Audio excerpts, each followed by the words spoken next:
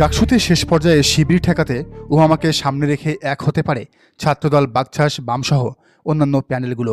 জাতীয় নির্বাচনে পাশে থাকার আশ্বাস দিয়ে প্রথম আলো, ডেইলি স্টার ও ইন্ডিয়া তারেক রহমানকে রাজি করিয়েছে। সুতরাং ডাকসুতে ওবামা আলো, ডেইলি স্টার ও ইন্ডিয়ার প্রার্থী। এই কথাগুলোই এখন ঘুরে বেড়াচ্ছে নেট দুনিয়ার পাতায় পাতায়। কথাগুলো যে কেবলই কথার কথা তাও কিন্তু নয়। প্রথম আলো গং আসলেই ডাকসুতে বাম জোটকে জেতানোর বিশাল এক প্রকল্প নিয়ে মাঠে নেমেছে। 2013 সালে শাহবাগের পক্ষ হয়ে যেমন ইসলামপন্থীদের বিরুদ্ধে ছিল, এবারও তারা শাহবাগীদের জোটকে জেতাতে আর ইসলামপন্থীদের হারাতে ভয়ঙ্কর ষড়যন্ত্র করছে। দেখেন এদের আজকের খবরের স্টাইলটা খেয়াল করেন। ফটোকার্ডে তারা দুটি জিনিস করেছে। এক, অন্য সব প্যানেলকে তাদের নিজেদের দলের মানে ছাত্র সংগঠনের নাম দিয়ে পরিচয় করাইছে, কিন্তু ছাত্র ইউনিয়নের মেঘবল্লার বসু আর ছাত্র ফেডারেশনের সাবেক নেত্রী উমামা ফাতেমাকে বানাইছে সাধারণ শিক্ষার্থীদের পরিষদ, স্বতন্ত্র পরিষদ। আরেকটা জিনিস খেয়াল করেন, ডাকসু নিয়ে সবচেয়ে বেশি মাতামাতি শিবিরের প্যানেলকে নিয়ে। সব পত্রিকা শিবিরের অবস্থান 1 অথবা 2 রাখে, কিন্তু এই প্রথম আলো শিবিরের অবস্থান রেখেছে বরাবরই শেষে। 1, 2, 3, 4-এও নাই, একেবারে 5। বিষয়টি নিয়ে লাবণ্য লুবনা লিখেছেন, আগে ভাবতাম পিনাকি মনে হয় খামাখাই প্রথম আলোকে গালাগালি দেয়, কিন্তু বিষয়টা আজ ক্লিয়ার হলাম। এখানে কৌশলে বামদের জোটের নাম উল্লেখ করা হলো এবং প্রথম আলোর সাংবাদিক অরুণ বসুর ছেলে মেঘমল্লার বসু তথা বামদের বাম হিসেবে না দেখিয়ে, আর ওদিকে শিবিরের পর্ষদের নাম ঐক্যবদ্ধ ছাত্রজোট হলেও তা এড়িয়ে শিবির হিসেবেই দেখানো হলো। মানে এরা যে নিরপেক্ষ না, কঠোর বামপক্ষ, সেটা একেবারে ক্লিয়ার। ইন্ডিয়ান এজেন্ডা বাস্তবায়ন এদের প্রথম ও প্রধান লক্ষ্য।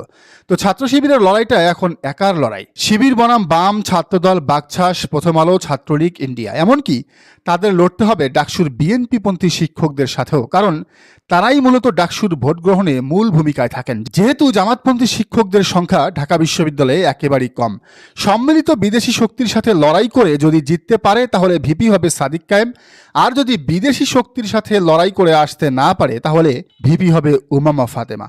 বিদেশি শক্তিগুলো কখনোই চাইবে না ঢাকা বিশ্ববিদ্যালয়ে ইসলামী ডানপন্থীদের উত্থান আরও বাড়ুক। এদিকে প্রথম আলো বাম চক্রের মতিগতি বুঝতে পেরে ভোট প্রদানের ক্ষেত্রে ছাত্রদের বেশ কয়েকটি ব্যাপারে সতর্ক থাকতে বলেছেন ঢাকা বিশ্ববিদ্যালয় শিবিরের সাবেক সভাপতি ও হাওয়ার্ড বিশ্ববিদ্যালয়ের অধ্যাপক মির্জা গালিব। তিনি লিখেছেন, ডাকসু নির্বাচন সামনে, ঢাকা বিশ্ববিদ্যালয় ক্যাম্পাসে একটা আনন্দঘন পরিবেশ চলছে। আশা করি শেষ পর্যন্ত এই সুস্থ গণতান্ত্রিক পরিবেশ বজায় থাকবে, মানে কোনো ষড়যন্ত্র হবে না। তো তিনি ভোট দেওয়ার ক্ষেত্রে কয়েকটি বিষয় মাথায় রাখতে বলেছেন ঢাকা বিশ্ববিদ্যালয়ের তরুণ ছাত্রছাত্রীদের। গালিব বলেন, যারা ঠিকঠাক মতো পড়াশোনা না করে বছরের পর বছর ক্যাম্পাসে পড়ে থাকে শুধু রাজনীতি করার জন্য, তাদেরকে আপনারা ভোট দিবেন না।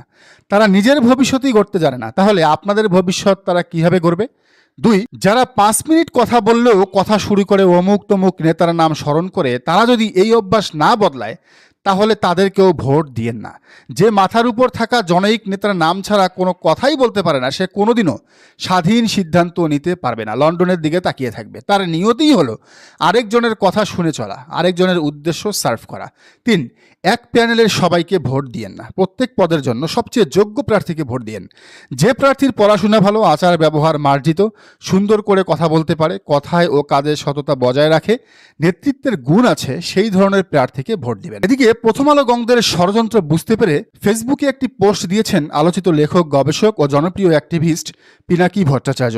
20 আগস্ট দেওয়া পোস্টে তিনি ডাকসু নির্বাচন নিয়ে দুটি ভবিষ্যৎবাণী করেছেন। পিনাকি লিখেছেন, ডাকসু নির্বাচন নিয়ে আমার প্রেডিকশন বা ধারণাটা বলি। ছাত্র শিবির ভিপি, জিএস সহ বেশিরভাগ আসনে জিতবে। হলগুলোতে কিছু আসন ভাগাভাগি হবে। শিবিরের বিজয় হবে ফেনোমেনাল, ভোটের তফাৎ হবে অন্যদের সাথে প্রচুর।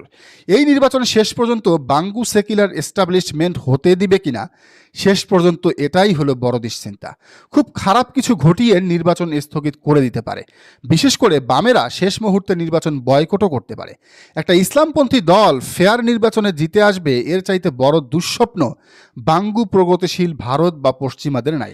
কিন্তু ঠিকভাবে নির্বাচন হলে এইটার ফলাফল হবে বাংলাদেশের রাজনীতিতে সুদূর প্রসারী। সেইটা শুধু বাঙ্গু প্রগতিশীলেরা না, সম্ভবত ইসলামপন্থীরাও ঠাহর করতে পারছে না। মানে ষড়যন্ত্র যে হচ্ছে শিবির ঠেকানোর, এটা এখন পরিষ্কার। কিন্তু তারা কি সফল হবে?